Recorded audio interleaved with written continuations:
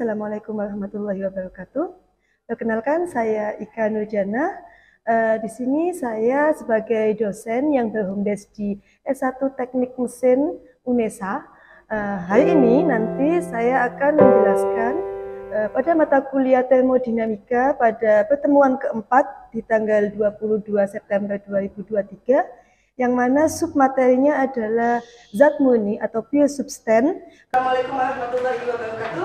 Waalaikumsalam warahmatullahi wabarakatuh. Bagaimana kabarnya semuanya? Oke, ya. Kita melanjutkan materi termodinamika. Minggu lalu kita sudah membahas terkait gimana caranya interpolasi kan gitu ya. Caranya interpolasi, membaca tabel. Nah, yang saat ini nanti kita lebih kepada melihat sifat-sifat zat murni. Semuanya sudah membawa buku ya. Yang belum nanti mungkin menyusul ya. Itu zat murni selama ini yang kita tahu. Kalau kita ngomong zat murni, ya itu biasanya kita sebutnya pure substance. Yang mana pure substance itu merupakan sesuatu zat yang komposisi kimianya selalu tetap atau bisa dikatakan konstan. Kayak apa Bu? Nah, ini kan, walaupun berada pada fase yang berbeda. Jadi contoh yang paling mudah yang ada di sekitar kita adalah H2O. Kenapa H2O ya kan? Air ketika kita masukkan freezer jadinya es batu, ya toh? Ketika air dari es batu itu kita panaskan di panci, dia akan mencair. Sebelum mencair dia pasti juga menguap. Nah, ketika sampai H2O yang tadi es batu kita masukkan di panci, kemudian di panci tersebut itu lama-lama kan dia selain mencair sampai menguap, ya kan? Sampai nanti mungkin menguap sempurna. Nah, ini kan contohnya dari es kemudian mencair, nanti menguap dan ada campuran atau nanti kita mengenal campuran dua fase. Nah, jadi ini contoh yang paling mudah untuk zat murni atau pure substance ya. Nah, ada lagi contohnya nitrogen, helium maupun CO. Di mana di sini ketika dia diposisikan, diubah dalam kondisi padat, cair maupun gas, tetap nggak ada perubahan. Beda kalau misalkan es teh, ya kan? Ketika kita bekukan, ya ada gumpalan teh yang kuning gelap itu, ya kan beda kan? Ketika nanti kita masak, Bu itu kan ada H2O-nya, iya, tapi ada campuran yang lain, beda toh? Nah, sehingga kita ngomong di sini fokus ya berarti pure substance atau zat murni sudah bisa diterima ya. Nah, kemudian, nah ini zat murni itu tadi bisa terdiri dari satu elemen kimia kayak tadi natrium, atau juga campuran atau kita ngomongnya udara di sini ya kan. Kalau kita ngomong di dalam udara ini nggak cuma satu sifat zat kimianya saja, ada beberapa, ada oksigen, ada natrium, ada semuanya kan ini kan. Hanya saja nanti ketika kita ngomong oh terlalu luas Bu. Nah, makanya di sini kita nanti akan mengenal yang namanya N sendiri, ya kan, natrium, ada udara. Ini masing-masing senyawanya namanya pure substance. Tapi ketika ini kalian campur dan ada liquid maupun vapor, dicampur udara, itu bukan lagi zat murni. Kenapa? Dia sudah combine. Kayak tadi Ibu ceritakan es teh. Ada es batunya, ada airnya, ada tehnya. Itu beda. Kalau kita ngomong airnya saja, oke. Tehnya itu loh yang bukan. Kenapa? Nanti ada endapan di situ. Sama kayak ini, ketika ngomong N2 maupun udara, dia masing-masing adalah pure substance. Tapi, ya, ketika dia dikombinkan, mau nggak mau kan nanti ada beberapa reaksi oksidasi dan sebagainya, ya kan? Nah, sehingga bisa mengakibatkan ini tidak zat murni lagi karena sudah merupakan campuran. Ada pertanyaan sampai sini? Aman ya? Nah, ketika pure substance itu diberikan suatu kondisi, misalkan tadi dia berupanya es batu ya. Nah, apa yang terjadi? Pasti tekanannya beda dengan ketika H2O tadi itu diberikan kondisi yang dipanaskan atau dia menguap. Iya enggak? Bisa diterima ya? Jadi kalau misalkan es batu temperaturnya berapa? Paling nggak di bawah 0 derajat kan? Ya. Tapi ketika dia dipanaskan mula-mula sampai ada cair saja, jadi 30, 40 naik sampai 100 ya kan? sampai mencair sempurna, kemudian tumbuh lagi sampai semuanya dia menguap, itu kan semuanya beda. Nah, disitulah nanti ternyata perubahan propertis tadi itu mengubah semuanya. Kalau tekanannya berubah, temperaturnya berubah, mau tidak mau ini gandengannya, volume spesifik berubah, energi dalam berubah, entropinya berubah, seperti itu. Bisa dipahami ya?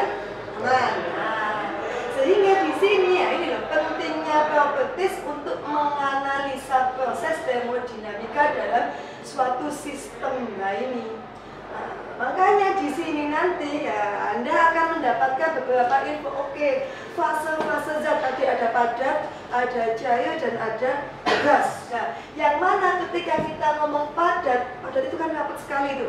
Makanya dikatakan di sini molekul-molekulnya sangat rapat, hantarannya cepat. Nah, sedangkan di sini untuk liquid molekulnya mirip dengan padat, tetapi di sini dia yang lain sudah tidak tetap lagi, tapi molekulnya dia mengambang. Makanya ketika kita mempelajari perpindahan panas ya, kan ada dia kalau konveksi itu ini moving fluid, tapi ketika kita ngomong konduksi, kita ngomongnya di padatan. Kenapa? Kalau padatan benda yang dipanaskan kan langsung menghambat ke sini, ya. Tapi kalau kita ngomong konveksi itu kondisinya dia fluida, dia moving fluid. Ada molekul-molekul yang berpengaruh yang dari bawahnya panas naik ke atas jadi berpindah, yang dingin ke bawah, yang bawah ke atas.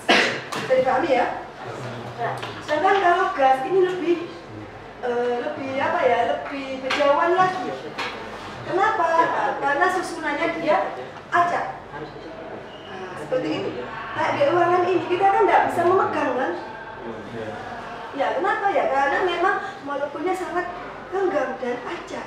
Seperti itu. Ketika dari fase padat, kemudian fase cair, dan fase gas, itu nanti di dalam termodinamika kita akan mengenal yang namanya perubahan fase. Ada kalanya satu fase, ada kalanya dua fase, atau fase campuran. Nah, titik beratnya di sini adalah ketika kita ngomong ini, contoh yang paling mudah, misalkan kita ngomong ini gambarnya apa? Piston ya. Ketika kita ngomong suatu piston, ketika diberikan proses pembakarannya, ini yang awalnya dia memiliki tekanannya cuma 1 atmosfer, kemudian temperaturnya 50 derajat Celcius. Kondisi yang pertama compressed liquid. Apa itu compressed liquid? Kan subcooled liquid. Dimana kalau kondisi yang compressed liquid ini dia masih dalam kondisi dingin, ya, dia masih kondisi dingin, di mana di sini ya kan menyebabkan terjadi penguapan. Nah, penambahan panas ini hanya menaikkan temperaturnya saja, tetapi tidak menyebabkan penguapan. Jadi fase 1. Kenapa? Kondisinya subcooled liquid. Kondisinya dia masih liquid, tekan saja ada menguap. Tapi ketika kita ngomong 2, ini ditambahkan lagi panasnya. Nah, ini kan ada perubahan. Warna yang ini dia masih putih, ya. Warna yang kedua dia ada perubahan. Dilihat di sini dia masih 20 derajat Celcius. Kalau masih dengan suhu 20 derajat Celcius, mau nggak mau kan masih dingin tuh, ya kan? Dikasih panas dia masih aman. Karena dikasih panas yang terus menerus, nah ini kan berubah kan, temperaturnya naik. Maka kita ngomongnya step 2 atau fase kedua, yaitu saturated liquid. Ini sudah cairan jenuh, mulai ada perubahan apa? Fluida tepat akan berubah fasenya. Jadi nantinya penambahan sedikit saja dari panas itu akan mengakibatkan nguap. Gampangannya gini, kamu masak air tadi kan setelah diambil, dipanaskan, kemudian ketika sudah dia mulai mau untuk mendidih, mau loh ya, ini masih mau. Jadi kan situ kan sudah ada uap-uapnya, tapi masih sedikit campurannya. Kamu lanjutkan 5 menit saja dari waktu itu, maka yang terjadi apa? Ini ke bawah. Gitu loh. Jadi ada penambahan sedikit saja temperatur, dia akan mengubah semuanya, penguapan. Penguapannya ketika sampai benar-benar dia menguap, ya ini namanya step 4, atau kita ngomongnya saturated vapor. Nah, di tabel Anda, di buku Anda itu, dia ada campuran 2 fase, saturated vapor itu sama nanti ada yang namanya superheated atau step ke-5. Nah, maksudnya apa? penambahan panas akan menyebabkan kenaikan suhu dan volume. Jadi volumenya juga ikut berubah. Ingat yang kemarin ya, kita belajar terkait kontrol volume maupun kontrol mass. Ada masanya yang dikontrol, yang dikondisikan, dan ada volumenya. Kan sudah kemarin ya. Ada pertanyaan yang ini? Atau kita next? Oke. Nah ini, tadi kan kita ngomongnya kondisi 1, 2, 3, 4, 5 atau state 1 sampai 5 ya kan? Dimana pada kondisi ini ya, ini kalau kita cek dari bawah, ini namanya kan dia masih kompres. Kemudian saturated, yang ini combine, sudah campur, ini kondisinya dia di sini masih benar-benar liquid sempurna. H2O memasukkan panci kan dia masih liquid sempurna, oke? Kemudian ketika masuk sini, nah dia mixture lah. Ini nanti yang akan kita jadikan acuan ketika sampean nanti melakukan perhitungan kondisi 2 fase. Nah, 4, nah ini kan baik volumenya maupun temperaturnya dia semakin naik, gitu ya. Nah, sehingga yang ini ya kita biasanya mengenal adanya beberapa diagram. Ini kita ngomongnya di sini diagram TV atau perubahan fase zat murni, variasi tekanan, tekanannya berubah, kan gitu kan. Nah, dimana temperatur saturated temperatur ini ya kan cek. Oh ternyata nih pada saat kondisi yang ini temperaturnya misalkan ini 10 atau 20 derajat, oh kondisinya masih kecil, masih di bawah. Nah, semakin naik low, semakin tekanannya juga dia berubah. Volumenya dia kemana? Yang awalnya dia di sini masih banyak, karena sama panaskan terus menerus, mau tidak mau volumenya kan dia kan berkurang kan, habis toh, seperti itu. Bisa dipahami ya? Oke, next. Nah, ini ya pada termodinamika, kalau sampean lihat namanya diagram TV, kalau sebelah kiri ya kan, karena dia sebelah kiri itu adalah sisi nah, ini kan di sebelah sini tadi ingat dia di sini masih bentuknya liquid, sedangkan kalau di sini karena tadi dia dipanaskan ya, mau tidak mau ada liquid dan ada vapor. Nah, atau kita ngomongnya mixture ya, ada campuran antara liquid dengan uap. Nah, sama seperti inilah kondisinya. Kalau yang ini kompres liquid, yang ini saturated liquid, yang ini sudah superheated. Nah, ketika dinempel-nempel ini ya, ini kan kelihatan nanti ada perubahan-perubahan. Oh, ini masih saturated vapor, yang ini benar-benar vapor, yang ini dia ada perubahan lagi. Ya, seperti itu.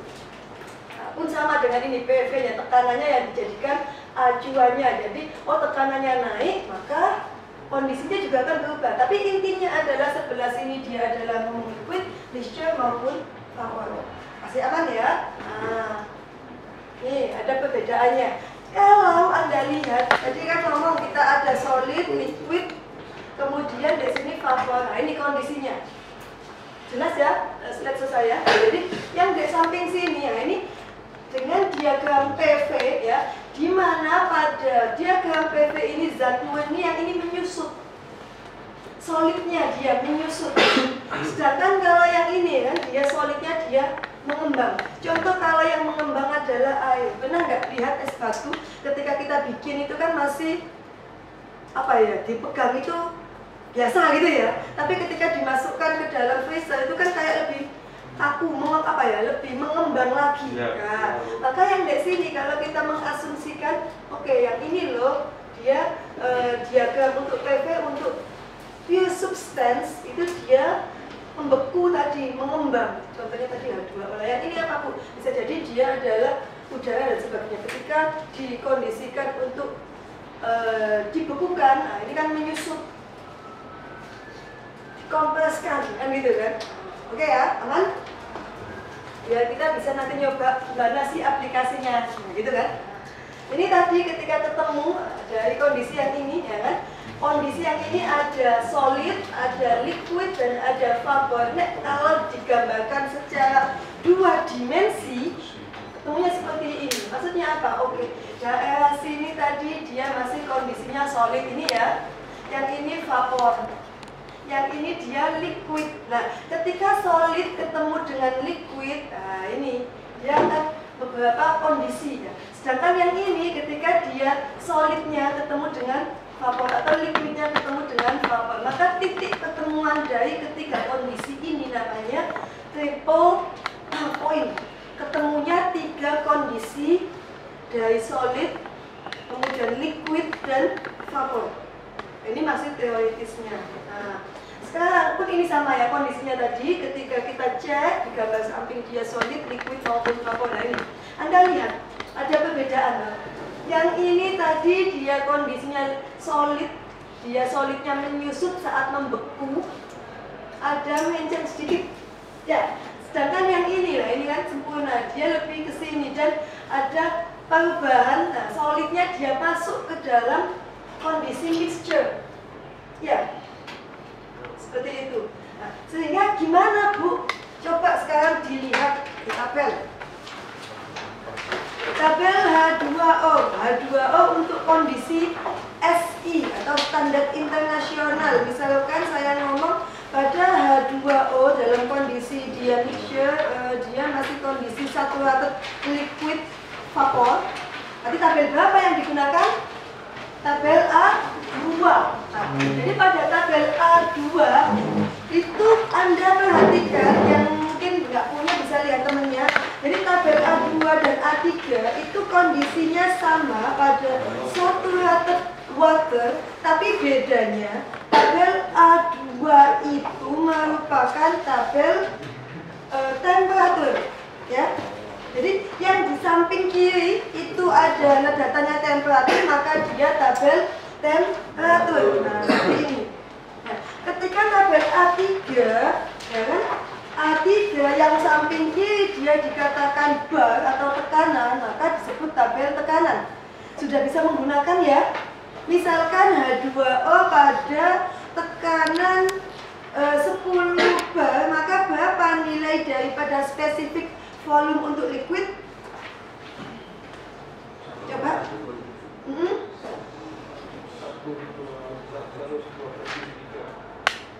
Berapa tadi? 1, 2.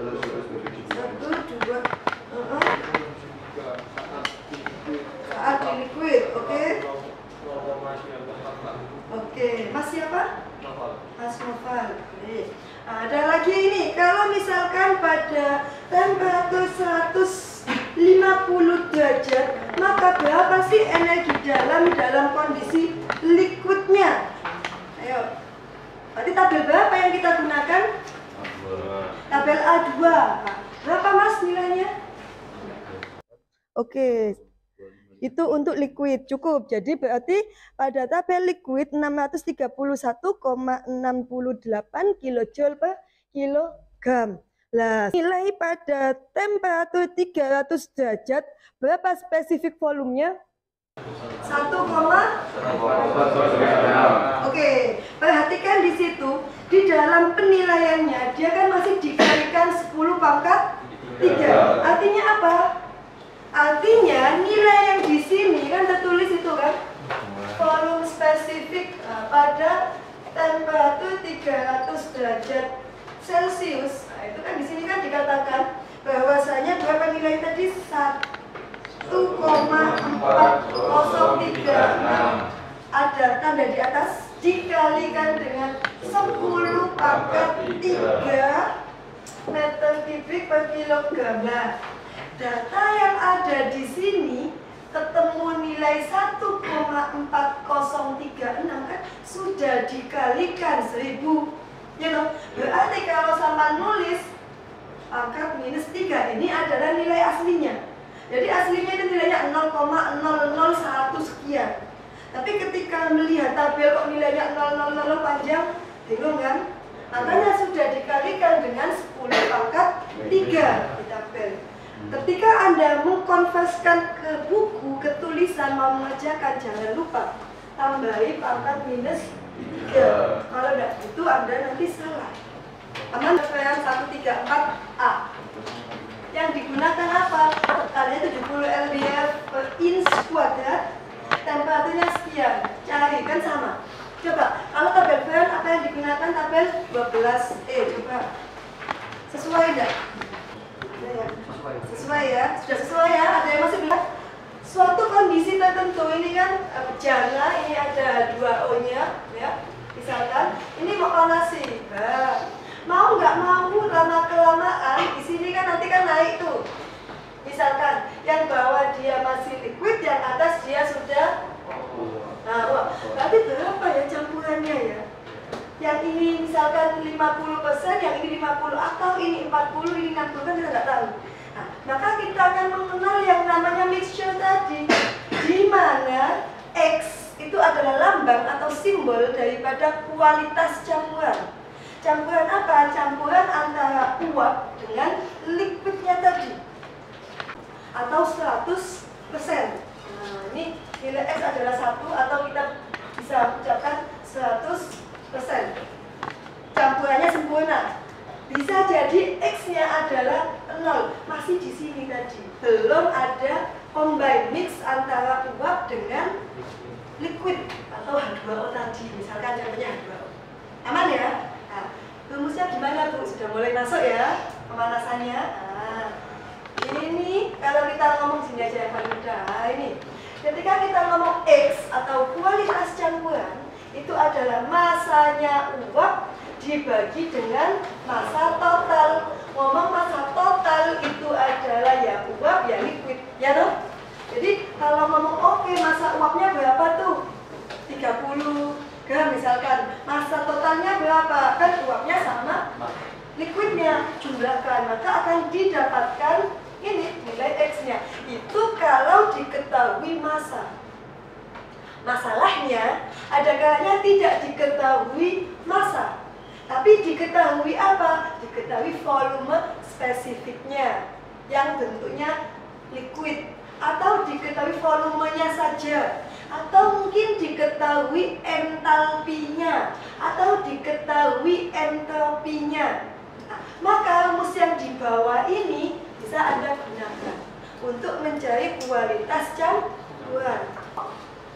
Diketahui di sini datamu adalah H2O pada temperatur 150. Berapa nilai daripada VF-nya? Ada yang mau nyoba? Langsung aja bawa tabelnya ke depan. Diketahui nilai X-nya adalah, campuran kualitasnya adalah 70% atau 0,7. Silakan.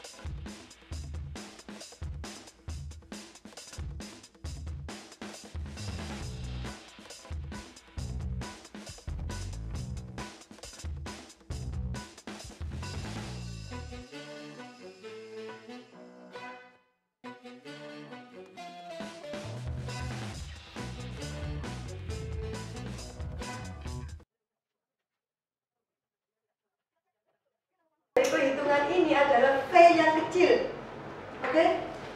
Supaya kita meluruskan loh Bu, volume kok dia masuknya di satuannya meter pangkat 3 per kilo, gitu kan? Ini volume spesifik. Jadi kalau cari volume adalah volume spesifik dikalikan dengan massa. Kalau dapatnya volume spesifik berarti volumenya dibagi dengan diwalik, gitu ya. Aman ya? Pun sama, nanti Anda akan ketemu di situ kan ada energi dalam, kemudian ada di situ entalpi kan. Yang Anda dapat di situ, lihat tulisannya kan, entalpi spesifik.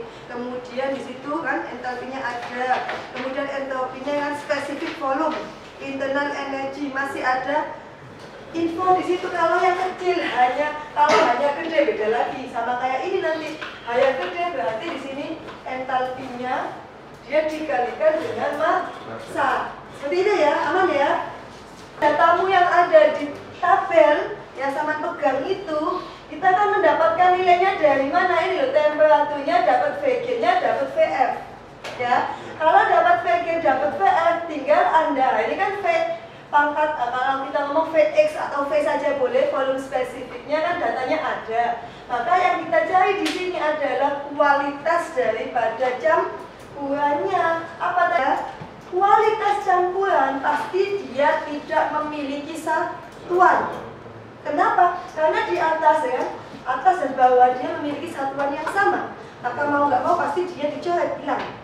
Nah, berarti oke, pada kondisi ini 100 derajat, ya kan? Logikanya kalau sudah 100 derajat kan sudah mulai mendidih tuh, masuk loh, kualitasnya sudah semakin ke kanan tadi kan ya. Oke, ada pertanyaan? Setelah tadi belajar ini, ya kan? Ini kan melanjutkan materi yang lalu bahwa Anda sudah ngerti gimana buka tabel, baca tabel, caranya interpolasi. Kemudian kita ketemu dengan kondisi, oke, ini zat yang asli, zat yang murni. Maka akan kita lakukan apa? Oke, satu zat. Ya kan? Kalau ngomong campuran kan sudah beda ya. Apa-apa kan kita mesti mengasumsikan yang murni dulu. Kalau murninya sudah dapat ilmunya, baru kita mixture yang lain, kan gitu. Gunanya termodinamika untuk teori yang hari ini seperti apa? Ragu ya. Intinya adalah, oh ternyata pada materi pure substance atau sifat-sifat dari zat murni ini adalah bekal awal Anda ketika nanti ingin melakukan uji fisik dan sebagainya. Fisiologinya, fisik daripada suatu liquid maupun yang lainnya.